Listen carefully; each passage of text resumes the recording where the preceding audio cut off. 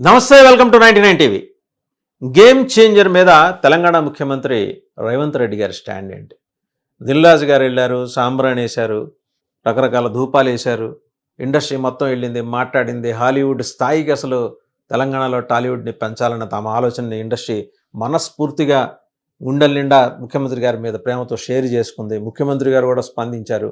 మీకు ఏం కావాలంటే అది, మీరు ఏది కోరితే అది, ఆ ఒక్కటి తప్ప. ఏది ఆ ఒక్కటి బెనిఫిట్ షో. సతీ సావిత్రి సినిమాలో మనం చూస్తాం కదా, నువ్వేమన్నా కావాలి కోరుకొని నీ పతి ప్రాణంపు దక్క అన్నట్టు, యమధర్మరాజు అన్నట్టు. ఇక్కడ ముఖ్యమంత్రి గారు బెనిఫిట్ షో తప్పించి మీరు ఏదైనా కావాలంటే చెప్పండి. మీరు కూడా అన్ని ఇండస్ట్రీలు లాంటి వాళ్ళే. మీరు భూమికి 6 అడుగుల నడవడానికి వీలుగా ఉన్న ఒక ప్రత్యేకమైన వ్యవస్థ నుంచి వచ్చిన వాళ్ళైతే కాదు. You are not aliens. So మీకు అన్ని ఇండస్ట్రీలకు ఇచ్చినట్టే సదుపాయాలు ఇస్తాం, సౌకర్యాలు ఇస్తాం, అలాగే ఇతరత్ర ఏమన్నా అదనంగా కావాలి, ప్రయోజనాలు కావాలంటే కల్పిస్తాం. కానీ ఆ ఒక్కటి తప్పించి మరి తీరా మోసి సంక్రాంతికి భారీ బడ్జెట్ మూవీలు 3 వస్తున్నాయి సినిమాలు. గేమ్ చేంజరు, సంక్రాంతికి వస్తున్నాం, ఇంకోటి డాకు మహారాజ్ బాలకృష్ణది, వెంకటేష్, బాలకృష్ణ, రామ్ చరణ్. ఓ పక్క చూస్తే విజయవాడలో, కర్నూలులో భారీ కటౌట్లు పెట్టారు. గిన్నెస్ రికార్డ్స్లో కూడా వెళ్ళిపోయినాయి రామ్ చరణ్వి. ఎక్స్పెక్టేషన్స్ విపరీతంగా ఉన్నాయి. సినిమా టికెట్లు మరి 100 రూపాయల దగ్గర ఆగితే తెలంగాణలో major revenue collection point Telangana. Nizam, మనం వెనకటికి ఇలా నైజాం సీడెడ్ ఇలా మాట్లాడేవాళ్ళు. సో నైజాం ప్రాంతంలో భారీ కలెక్షన్స్. ప్రొడ్యూసర్ ముందున్న ఆప్షన్స్ ఏంటంటే టికెట్లు పెంచినప్పుడు సినిమాని అమ్మేసుకుంటే ఆ డిస్ట్రిబ్యూటర్లు నష్టమో లాభమో, ఒకవేళ వీళ్ళ అదృష్టం తిరిగి లాభాలు వస్తే లాభాలన్నీ డిస్ట్రిబ్యూటర్కి పోతాయి. ఇన్ని 100 కోట్లు ఖర్చు పెట్టి తీసిన ప్రొడ్యూసరు ఆడియన్స్ గ్యాలరీలో సామాన్య ప్రేక్షకుడికి మాదిరి చూస్తూ కూర్చోవడమే. మరి రేవంత్ రెడ్డి గారు అలాంటి స్టాండ్ తీసుకోబోతున్నారు. బెనిఫిట్ షో పేరు మార్చి, ప్రీమియర్ షో పేరు మార్చి ఇంకోటి ఏదన్నా చేయటానిక వీళ్ళ దగ్గర విన్యాసాలు లేవు, వీళ్ళ దగ్గర విఠలాచార్యులు లేరు. సో ఇలాంటి పరిస్థితుల్లో ఏం చేయాలి? సో దిల్రాజు గారికి ఆప్షన్స్ కనపడలా. నేరుగా ఆంధ్రప్రదేశ్ వెళ్ళిపోయారు. డిప్యూటీ సీఎంని కలవాలనుకుంటున్నట్టు చెప్పారు. అలాగే ఈ సినిమాను ఆల్రెడీ చిరంజీవి గారిని చూడమని కోరితే ఆయన చూశాను. ఒక అద్భుతమైన సినిమా రాబోతోంది. రామ్ చరణ్లో అటు మెగాస్టార్ని ఇటు పవర్ స్టార్ని కలిపి మెగా పవర్ స్టార్ని చూడబోతున్నారనే అభిప్రాయాన్ని చిరంజీవి గారు వ్యక్తం చేశారు అని దిల్రాజు చెప్పుకుంటూ వచ్చారు. ఇవన్నీ బాగానే ఉన్నాయి. దిల్రాజు గారు ఆంధ్రప్రదేశ్ ప్రభుత్వం ఏం చెబుతుందనే దాని మీద క్లారిటీలా. ఒకవేళ పవన్ కళ్యాణ్ గారు డేట్ ఇస్తే జనవరి 4నే ఈ మెగా ఫంక్షన్ ఆంధ్రప్రదేశ్లో పిఠాపురం కానీ రాజమండ్రి కానీ ఇంకా మరి అది ఫిక్స్ కాలేదు, ఏర్పాటు చేద్దాం. దానికి బన్నీని కూడా పిలుస్తారట. ఒక పక్క ఇవన్నీ అటు ఉంచితే పుష్ప 2 కలెక్షన్స్ ఏమో 2000 కోట్లు దాటినాయి.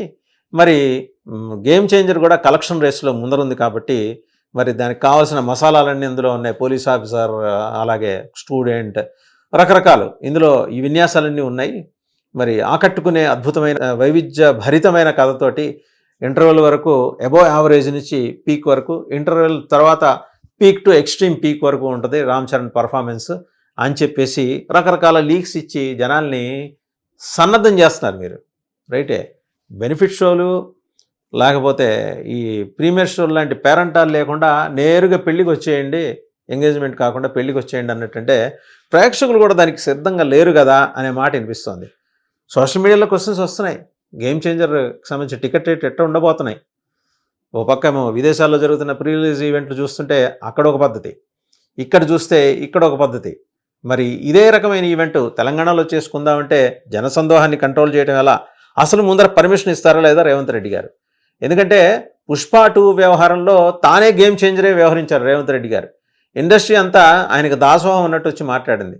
లోపల ఏం మాట్లాడుకున్నారో ఏమో కానీ బయటకు వచ్చి అసలు అద్భుతం రేవంత్ రెడ్డి గారు, నభూతో నా భవిష్యత్తు, హాలీవుడ్ని ఇక్కడ రెప్లికేట్ చేయబోయి టాలీవుడ్ రెప్లికేట్ చేయబోతున్నారు, టాలీవుడ్కి ఆ స్థాయిని కల్పించబోతున్నారని అసలు ఆత్మీయ పరంగా వాళ్ళ సినిమాల్లో స్క్రిప్ట్లు రాస్తుంటారు చూడండి, అంత అసలు అద్భుతంగా ఆ సన్నివేశానికి తగ్గట్టు స్క్రిప్ట్లు అలా రాసుకుని వచ్చి బయట వచ్చి అద్భుతంగా మాట్లాడేశారు. లోపల జరిగింది వేరు. వెళ్ళటం వీళ్ళు ఏదో అడగాలనుకున్నారు. పుష్ప 2 అలాగే బెనిఫిట్ షోలు ఇవి మినహా ఏమైనా మాట్లాడుకుందాం అన్నారు రేవంత్ రెడ్డి గారు. తెల్లముఖం వేయాల్సిన పరిస్థితి ఇండస్ట్రీది. సరే, ఇండస్ట్రీ పెద్దల తర్వాత కొందరు బయటకు వచ్చి అల్లు అర్జున్ వ్యవహారంలో అతని దూకుడు వైఖరిని మందలిస్తూ మాట్లాడారు. వాళ్ళ ఇండస్ట్రీలో మాట్లాడుకున్నారు. సో అల్లు అర్జున్ అంతా తప్పు, నీ వల్ల మాకు ఈ నష్టం వచ్చిందనే పద్ధతిలో వాళ్ళు మాట్లాడుకున్నారు. అంత వెళ్ళిన వాళ్ళు పెద్ద ప్రొడ్యూసర్స్, దిల్రాజు గారు, సురేష్ ప్రొడక్షన్స్ దగ్గుబాటి సురేష్ గారు ఎవరు, అలాగే మరి నాగార్జున గారు నటుడు నిర్మాత స్టూడియో ఓనర్ ఆయన, ఇంతమంది వెళ్ళారు. ఈ దిగ్గజాలందరూ కూడా ఆ రోజు జగన్మోహన్ రెడ్డి గారి ముందు నుంచొని చేతులు కట్టుకొని ఉంటే ఈరోజు ఇక్కడికి వచ్చి కూర్చొని చేతులు కట్టుకొని విన్నారు. తేడా ఒకటే, నుంచోవటం కూర్చోవటం, మిగిలినంతా యాజ్ ఇట్ ఈస్. అదేదో కింగ్ సినిమాలో బ్రహ్మానందం అడుగుతుంటే ఎలా ఉంది మన మ్యూజిక్ అంటే పక్కన శ్రీనివాస్ రెడ్డి అంటాడు యాజ్ ఇట్ ఈస్ అండి అని. అలా యాజ్ ఇట్ ఈస్ జరిగింది అదే. అక్కడ నుంచున్నారు, ఇక్కడ కూర్చొని మాట్లాడారు. టాలీవుడ్ని హాలీవుడ్ చేస్తారని చేద్దాం, దానికి మీరందరూ సహకరించండి, ప్రభుత్వం కూడా సహకరిస్తుందని ఆయన చెప్పారట. అది వీళ్ళు బయటకు వచ్చి చెప్పారు, జనం నమ్మాలట. లోపల ఏం జరిగిందనేది అందరికీ తెలుసు. There was a serious conversation, serious dialogue between the industry and chief minister. సరే, అది బయటకు వచ్చి చెప్పుకోలేరు, మనం కూడా సానుభూతి అర్థం చేసుకోవాలి. బట్ ఈ 3 సినిమాల్ని గట్టెక్కించడం ఎలా, దీని మీద పోసిన 100 కోట్ల రూపాయలు వెనక్కి తీసుకోవడం ఎట్లా? అఫ్ కోర్స్ ఇది వ్యాపారం. వ్యాపారంలో లాభం లేకుండా, కనీసం రూపాయి లాభం లేకుండా తీయటానికి వాళ్ళేమి ధర్మప్రభువులు కాదు కదా. ఇండస్ట్రీ బతకాలి, ఇండస్ట్రీని పరోక్షంగా ఆధారపడిన వేల మంది బతకాలి, లక్షల మంది బతకాలి, ప్రత్యక్షంగా ఆధారపడిన 100 కుటుంబాలు బతకాలంటే ఇందులో లాభాలు రావాలి. లేకపోతే ప్రొడ్యూసరు ఆయన కాడికి డిస్ట్రిబ్యూటర్కి అమ్మేసుకొని దండం పెట్టి పక్కకి తప్పుకోవాలి. మరి రేవంత్ రెడ్డి గేమ్ చేంజర్ కాబోతున్నారా, లేకపోతే తన ఉదారంగా వ్యవహరించి ఈ తాపికి ఇలా కానివ్వండి అంటారా? ఈ ఒక్కసారికే సుమి ఇంకెప్పుడు నేను ఇట్లా భారీ బడ్జెట్ సినిమాలకి బెనిఫిషియర్లకి అనుమతి ఇవ్వను అని అంటారా? ఇండస్ట్రీ పడుతున్న మల్లగుల్లాలు మామూలుగా లేవు. ఒక డిప్యూటీ చీఫ్ మినిస్టర్ ఏమంటారు? రేపు పొద్దున అక్కడికి వెళ్తే ఆంధ్రప్రదేశ్లో ఆయన ఫంక్షన్కి వస్తారు. ఆయన ఫంక్షన్లో మాట్లాడేది కూడా చాలా కీలకం కాబోతోంది. మొన్న కడపలో ఒక రిపోర్టర్ అడిగితే సందర్భం కాదు, సందర్భం తెలుసుకొని మాట్లాడండి, రిలేటివిటీ ఉండాలి, సందర్భం ఉండాలనే పద్ధతిలో మాట్లాడారు. మరి ఈ రామ్ చరణ్ గారి game changer pre release event అనేది ఖచ్చితంగా సందర్భమే. అక్కడ మీడియా వస్తుంది, అక్కడ అడుగుతారు. వాళ్ళు అడగకపోయినా ఈయన అవుట్ స్పోకెను, వోకల్, ఈయనే మాట్లాడేయచ్చు. ఏం మాట్లాడతారని అందరూ ఎదురు చూస్తున్నారు. Anyhow, all the best to the producers, heroes and entire team of the fourth coming movies for Sankranti. సంక్రాంతికి ముందరే సంక్రాంతి వచ్చేస్తుంది తెలుగు ప్రేక్షకులకి, 2 తెలుగు రాష్ట్రాల్లో.